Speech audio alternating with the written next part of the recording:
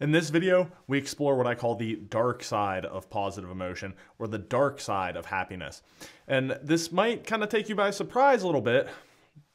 Of course, I'm not going to be recommending that you avoid happiness or that happiness is a bad thing, but really we're going to talk about how focusing too intensely on just the positive emotions in our experience of life can ultimately be detrimental, and how avoiding or having an aversion to negative emotions can also be problematic. And finally, an interesting paradox that has come out in research over the last few years that suggests actually that valuing or really almost sort of obsessing too intensely over happiness can actually have a counterproductive sort of effect. So that's going to cover in this video. Let's get started. So should we pursue happiness or value happiness? And we're getting at a kind of an interesting paradox here. So there's recent evidence that suggests that valuing happiness, in other words, the tendency to want to be happier most of the time in most circumstances, may lead to a decrease in positive feelings and an increase in depressive symptoms and loneliness. So I'm looking down here to reference, this is by Ford, Shallcross, Mauss, Flerke, spelled F-L-O-E-R-K-E, and Gruber. It's a 2014 paper titled Desperately Seeking Happiness, Valuing Happiness is Associated with Symptoms and Diagnosis of Depression. That's from the Journal of Social and Clinical Psychology. Another paper by Mauss, I may be saying that wrong, that's last name M-A-U-S-S, Tamir and Anderson and Savino in 2011, Can Seeking Happiness Make People Unhappy? The Paradoxical Effects of Valuing Happiness. That was published in the journal Emotion. So what Mauss and colleagues find is that they kind of developed a short scale to assess the valuing of happiness. Again, the kind of importance that people are placing on the experience of happiness. And they use this to show that when you have kind of a really high level of value, like this is really important to me, almost sort of, I don't know if the word maybe is like obsessing over having to be happy all the time. This is actually related to a lower, what they call hedonic balance, which means you're more likely to experience a little more negative emotion and a little less positive emotion. It also relates to lower psychological well-being and lower life satisfaction and higher levels of depressive symptoms. In other words, focusing too much on happiness can ultimately be kind of counterproductive. So where does that leave us, right? Because there's, of course, a paradox here that happiness is, I think, something we all want.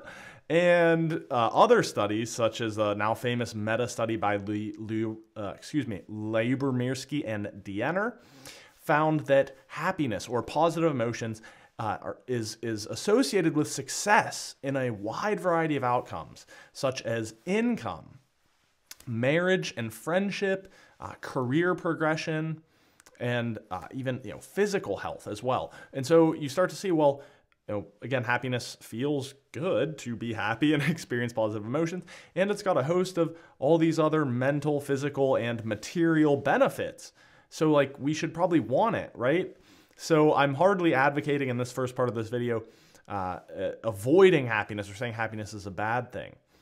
Here's where the nuance comes in, and this is something that's been written about and researched fairly well. It's a concept called prioritizing productivity, which comes from Lana Catalino, who's a researcher. And it basically says that instead of sort of obsessing or thinking we have to want to be happy all the time, whatever is going on, we need to be focusing on happiness, prioritizing positivity is more saying, how can I prioritize experiences of positive emotion and how I spend my time? And similarly, I would say that taking it a step further, it's really about focusing on the inputs rather than the outputs. So here's an example that's a little bit extreme, but you can start to get what I'm talking about. Imagine if I were saying, okay, I want to be happier. And so pretty much I get up and I'm like, all right, I need to be happy today. I need to be happy today. I write it on my to-do list and I'm like, I'm really focused on happiness. I start my work day and I'm like, sending email and I'm like, okay, I'm really trying to like feel happy here. Am I being am I feeling happy enough? Right? That's the middle of the day for lunch, and I eat lunch. I'm like, I don't know if I feel happy yet. Like I really got to do. So all day I'm focusing on the feeling of happiness. All right, so that's example 1. Example 2 would be, okay, I'm going to prioritize the activities and the interactions that bring me a sense of positivity in my day. So I'm going to get up and be like, yeah, happiness is good, but what can I do today to be happy? Well, I have 1 or 2 of these really important work goals that I want to accomplish. And then I'd like to actually like savor my lunch and have kind of a tasty, healthy lunch. And then at the end of my workday, I might even get off 30 minutes early to call one of my friends and maybe hang out and then get a little workout in. So as I go through my day, I'm not so concerned or fixated on the experience of happiness. I'm more just doing things like, oh, I gotta work on this important project. And now it's lunchtime. All right, I'm gonna enjoy my lunch. I love this one restaurant down the road. And then, oh, I would really love to hang out with my friend this afternoon. And so you can see how that's kind of focusing on the inputs that lead to the output of happiness. And that's a lot more productive than just kind of fixating on the output itself of happiness. Right? I talk about this a lot in my other videos, which you can find around behavior change and goal setting and goal pursuit. But it's really the classic idea of focusing, again, on inputs versus outputs. If I say, oh, I want to lose 10 pounds, I want to lose 10 pounds, I want to lose 10 pounds, and I never actually articulate, okay, how is my diet going to change, or how many minutes per week am I going to do aerobic activity, or how many sessions per week of weight training am I going to do, then of course the 10 pounds is never going to happen. So to summarize this first point, right, there is some pretty compelling research that suggests that kind of an overvaluing of positive emotions and happiness can be a little bit counterproductive, and it's much better off to simply prioritize experiences or activities that lead to the positive emotion or the happiness that we're seeking.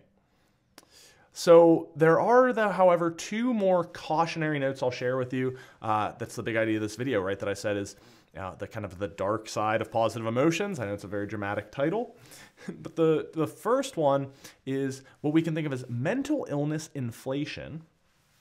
And the second one is emotional repression or suppression, similar meanings depending on who you hear talking about it. So let's talk about the first one. So prevalence inflation is discussed by Lucy Folks and Jack Andrews in a paper, Are Mental Health Awareness Efforts Contributing to the Rise in Reported Mental Health Problems? A call to test the prevalence inflation hypothesis. This is published in a journal called New Ideas in Psychology. And I'm going to actually read for you a couple lines because I think they summarize it really well. They say, more problematically, we propose that awareness efforts are leading some individuals to interpret and report milder forms of distress as mental health problems. We propose that this then leads some individuals to experience a genuine increase in symptoms because labeling distress as a mental health problem can affect an individual's self-concept and behavior in a way that is ultimately self-fulfilling. For example, interpreting low levels of anxiety as symptomatic of an anxiety disorder might lead to behavioral avoidance, which can further exacerbate anxiety symptoms. So to break down that last example, in case it wasn't clear, this would be something like this. So let's say you are you're in class or you're in your job, and in either case, you are assigned to give an important presentation at the end of the week. And so the morning comes and you're heading into work, you're heading into class, whatever, and maybe your palms are a little sweaty and you're feeling a little tense, and maybe your breathing's a little rapid. And you start to say, oh my goodness, these are the symptoms of anxiety. I must have anxiety disorder, or I must have social anxiety. And the moment you make that label, your symptoms likely get a little bit more pronounced.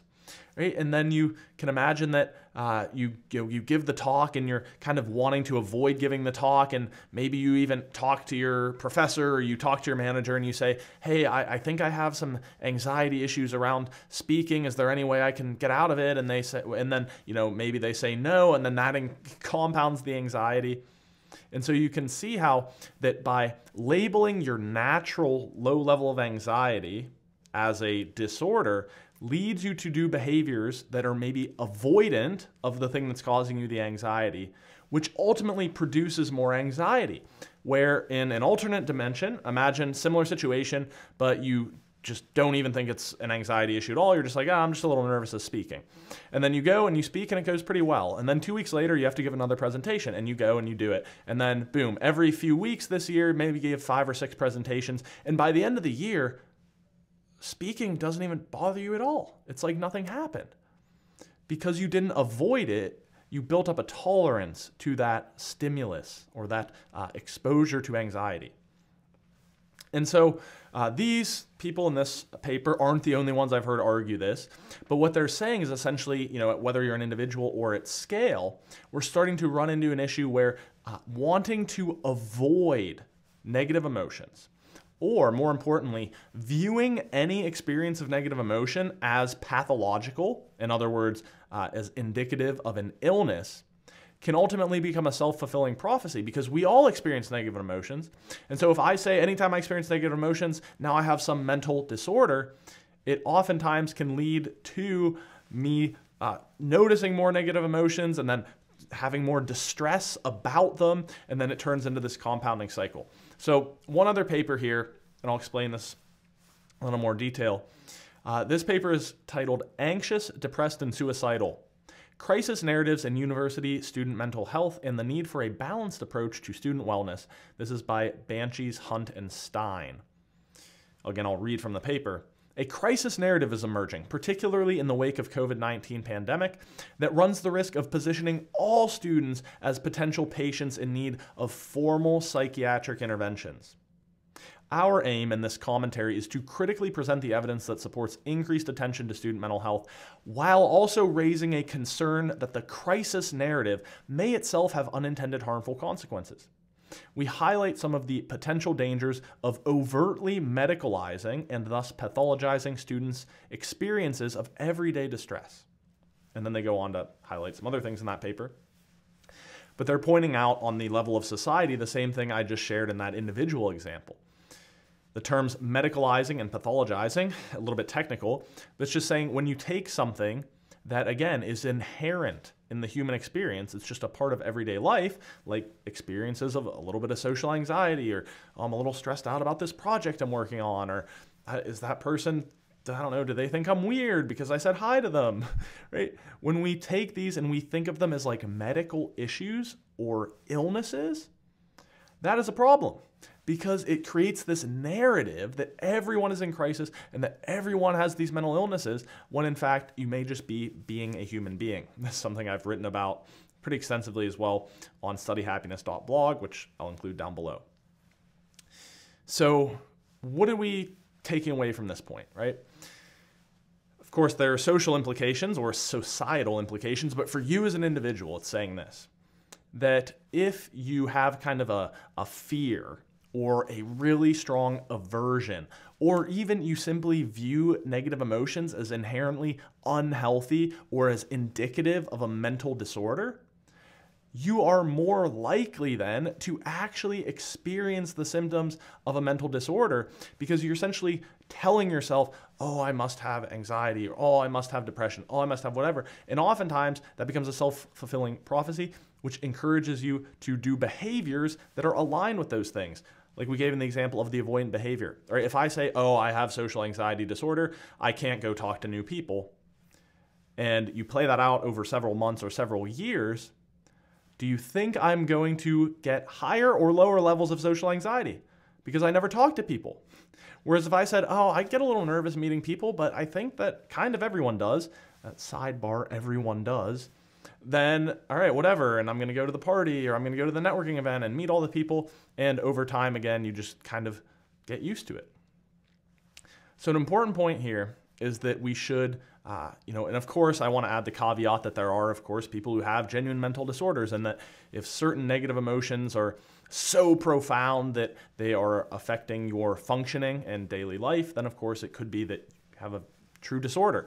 The problem is it's a scale, it's a spectrum, right? There's a gray area between what does it mean to just be a human and to have a diagnosable mental illness. But at the end of the day, if you, again, have a kind of a fear or aversion or mislabeling of negative emotions, it can be problematic. And the second point, as I said, is emotional suppression or repression. And this is a really powerful topic that I learned about from the work of Dr. Gabor Mate.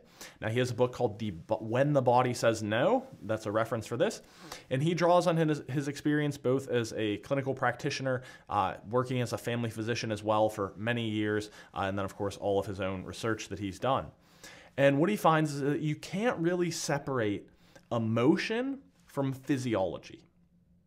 You cannot separate emotion from physiology. So suppressing negative emotions, right? So imagine you just say, I'm not gonna let myself feel angry, or I'm not gonna let myself experience sadness. I'm just gonna block it out, I'm gonna avoid it, I'm gonna stuff it down. Leads to, particularly with anger, and we're talking here again about healthy negative emotions, I should add that, right?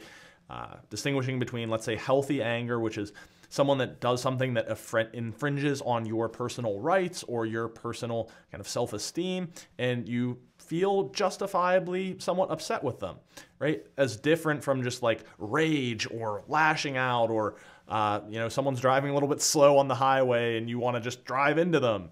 Like, that's probably not healthy, but there's, again, natural, healthy expressions of anger, for instance. But regardless, repressing or suppressing anger or these other negative emotions tends to lead to a number of physiological issues, especially if taken out over the long term. These are things, according to Dr. Mate, like IBS, irritable bowel syndrome, certain autoimmune disorders, because whenever you suppress these powerful emotions, it affects your nervous system, it affects your gut, it affects your musculature. And he points out interesting data that sort of supports his thesis that 80% of autoimmune disorders are women. And part of the reason for that is if you think about a man and a woman, who is more likely, who has been taught in our society that they should not express healthy anger, right? That they should repress or suppress their emotions, men or women? Definitely women, right? Because a woman, if they come across a little bit angry or aggressive, oftentimes is labeled as a B word or as a, annoying or something, whereas a man can do a similar thing and just be viewed as like, oh, he's a real hard charger, go-getter. And of course, that's not true always across the board, but generally, women are more likely to suppress their emotions, and thus they're more likely to have a lot of these autoimmune disorders. So, what we see here is that if we tend to just be very avoidant of natural negative emotions, right, and we want to kind of repress them or suppress them, even the word depression, right, means to depress. And I've heard Gabor Mate speak before about how, when we kind of numb the bad emotions, you can't numb just the bad, you also have to numb the good. So, right, when you're pushing down or repressing or depressing, right, you're kind of blocking down your experience of emotion. Naturally, you're going to block the good with the bad. And so that's kind of more on the mental health level, but on the physical health level as well, think about your experience of anger. Your chest gets hot, your arms get full of blood, you're ready to take action, and you're just wired up. There's a lot of physical energy there that, if that's stuffed down and repressed, kind of wreaks havoc on our internal stress systems, which can then manifest in all sorts of issues like we said there, right? Relating to the gut biome, to the nervous system, to the immune system, etc.